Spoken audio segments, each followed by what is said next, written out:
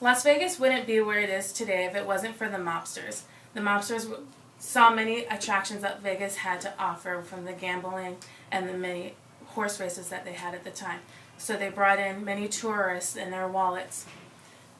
So the mobsters of Las Vegas brought the good and bad, and also the men that tried to bring down the mobsters also was a huge influence on Las Vegas as well.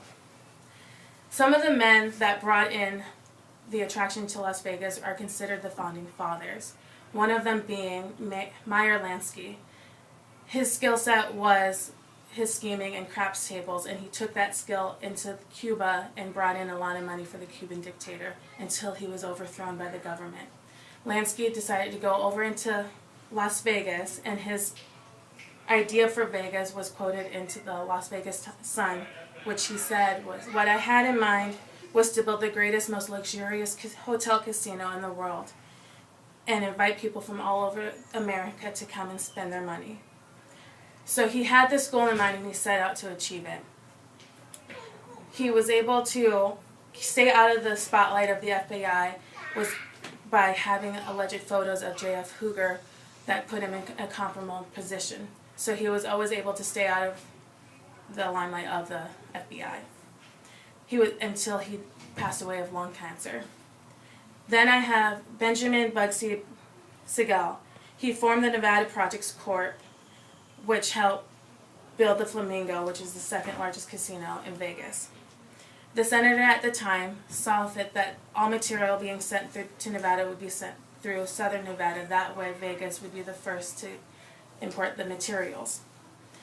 The Flamingo was set to be open in 1946, but it was a huge letdown because the casino wasn't properly built, by rooms not being set, security being poorly staffed and uninformed, and dealers even stealing money from the casino itself.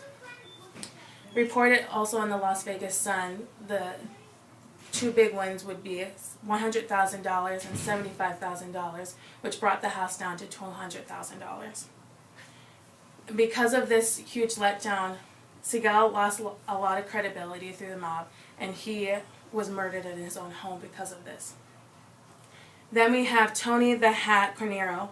He started in the 1920s by smuggling alcohol from Canada and Mexico until he was caught, and he was sent to prison with his two brothers. When he was released, he went to Vegas and bought 30 acres of desert land. He set out to build the casino, the Meadows, which was east of Fremont and Charleston Boulevard. In order to build this casino, he asked a loan from Lansky, and as he was building, he still needed more money, and he asked Lansky for another loan, and because of that, he ended up dying from natural causes. Next, we have the men who try to bring down the organized crime. They didn't see fit that organized crime and the mob and businesses should be mixed together. One of the men who tried to bring down the organized crime was Senator Estes Kharov. He had many trials all throughout America, and many of these trials were televised, and this never deterred tourists from coming to Vegas and spending their money. In 1969, the Nevada legislature set a law for corporate businesses to wean out the mob from being in the casino. And then a year later, the Racketeer Influence and Corrupt Organization Act made it easier for them to take them out. Now, many people might wonder how the mob brought any good into the city of Vegas. And one way is through the entertainment, with bartenders, waitresses, and maitre d's being able to keep their tips because they didn't have to, the IRS wasn't collecting in on the taxes. So they were able to make a decent living. They were also put money into hospitals and schools because these mobsters believed that Las Vegas was their home and they wanted to keep an upkeep on the town. So they built the hospitals, and they even paid some of the bills from their employees if they couldn't pay the bills on their own.